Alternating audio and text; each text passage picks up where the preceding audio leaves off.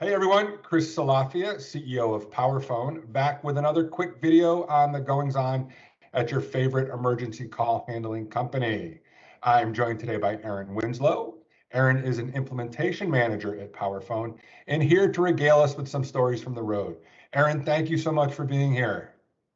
You're welcome. Happy to be here.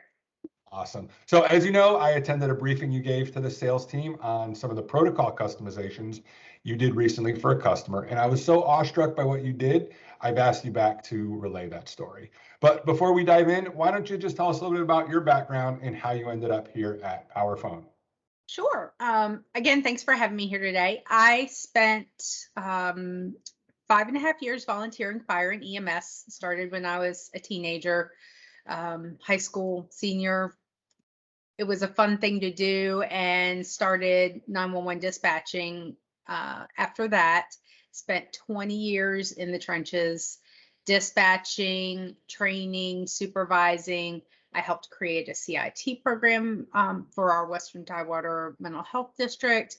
All kinds of experience and pretty cool stuff. I'd always loved PowerPhone's trainings. I'd been to many of them throughout my career. They were always awesome, great instructors, and the vibe from all of them always just seemed really great. So when the time came for me to have to leave dispatching after 20 years, I said, what in the world am I going to do?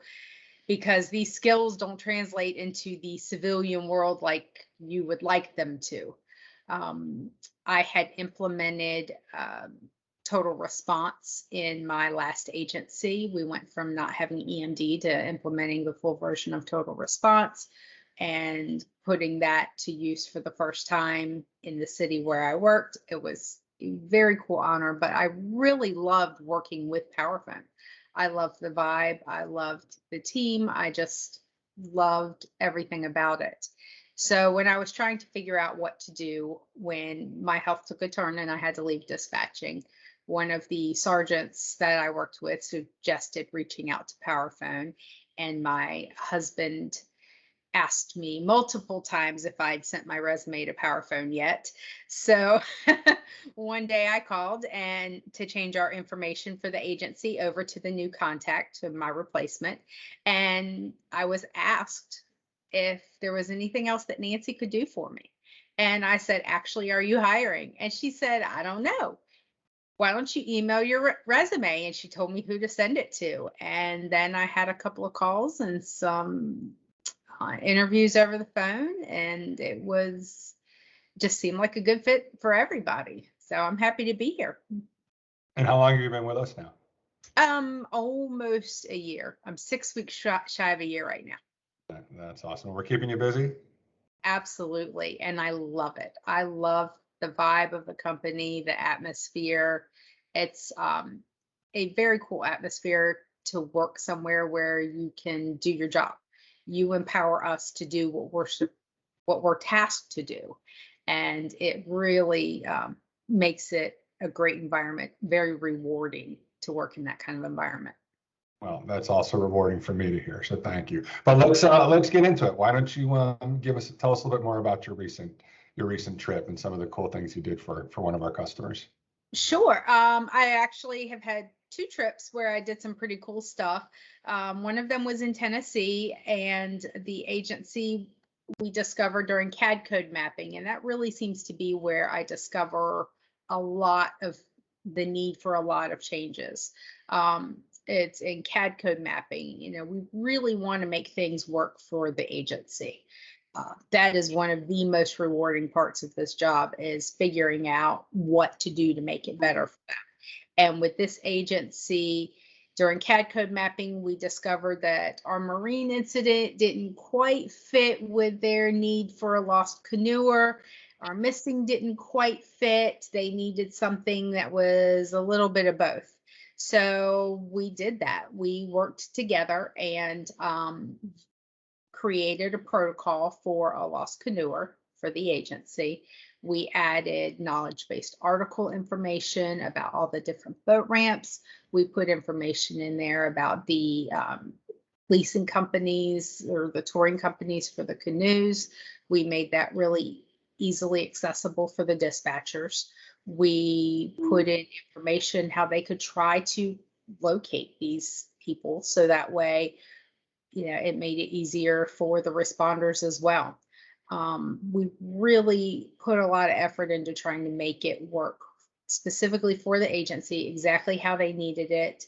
And we worked together. I have experience in the Girl Scouts actually growing up, and as an adult, as my daughter's a Girl Scout as well, as a canoeing instructor. And when I was in Girl Scouts growing up, my troop, we were right on the water. We created canoe trails in the area.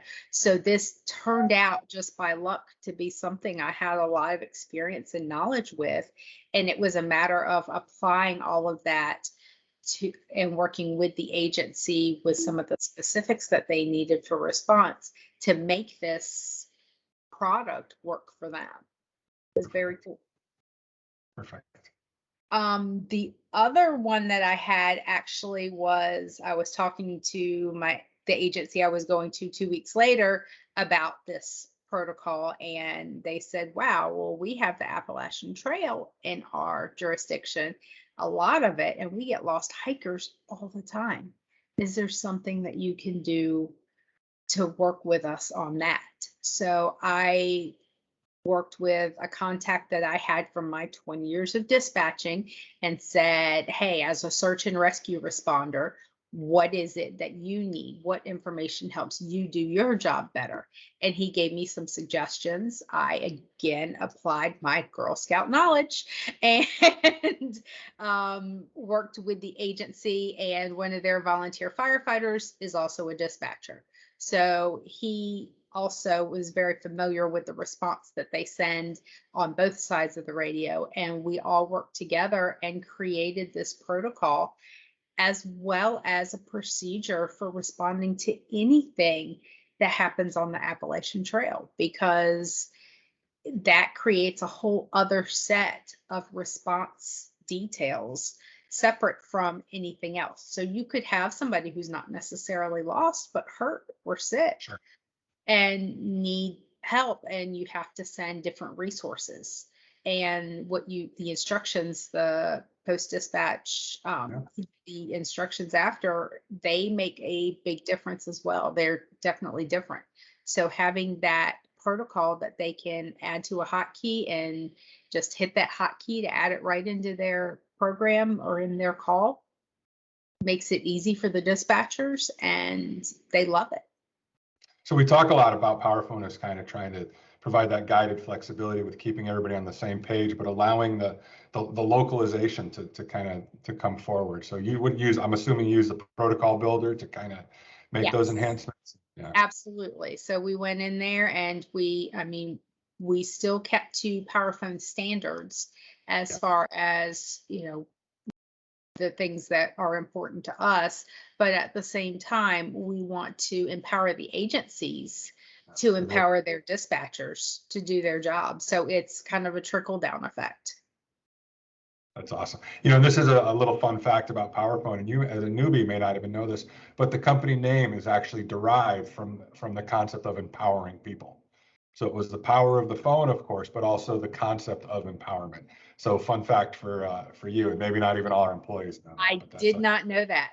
So there's a little PowerPhone folklore for you. But yeah, and like I said, one of the things that really impressed me was it's always I find, and I'm sure you'll agree, it's the little things that matter the most. I mean, we train a lot, and EMD gets the buzzwords, but thankfully, medical calls make up a small percentage of calls coming into a center. And thank God there's not that many choking babies or things like that. But there are quite a few, especially when you have a big trail like that in your backyard. For every choking baby, they probably get 20 lost hitchhikers. So that content matters. And I know maybe you can talk a little bit. I remember you mentioned in our briefing about even something as simple as being aware of battery life on a cell phone and advising them to conserve energy. Maybe you can speak a little bit to that. Yeah, so that was one of the things that my search and rescue contact was asking me about, is, as well as the agency, it really applied to both, and we put it in both, was making sure that asking them what the battery life is, giving instructions on how to conserve battery life of your phone. If there's more than one party more than one person in your party. Do they have a phone? What's their battery life on their phone? How can we conserve that? Because not only does it allow them to communicate with us or the responders, but once that battery is dead, we can't get any kind of updated GPS. So having that, you lose all opportunity to get anything else. So having that can be life saving as well. Just having that phone, while it may not be exact, there are a lot of advances that are happening and it gets better and better every day. And so if we can help find them from their phones, even, it makes a big difference. We So, and also, I think, go ahead, I'm sorry. no, another thing was making sure that they had resources with them, things as simple as food and water.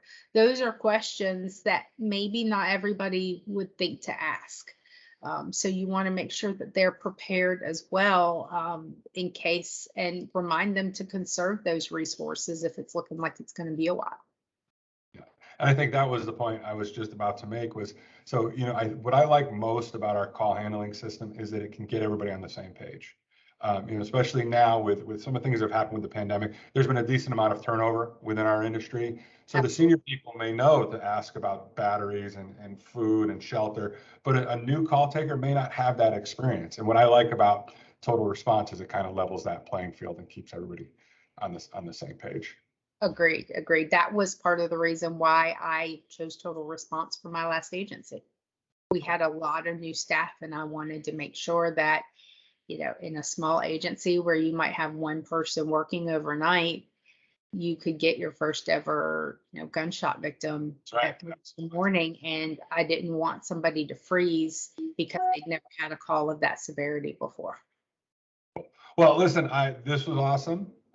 Any tips, or where are you off to next? I know you just returned from another excellent adventure. I mean, where are we hanging our hat next? What are you up to?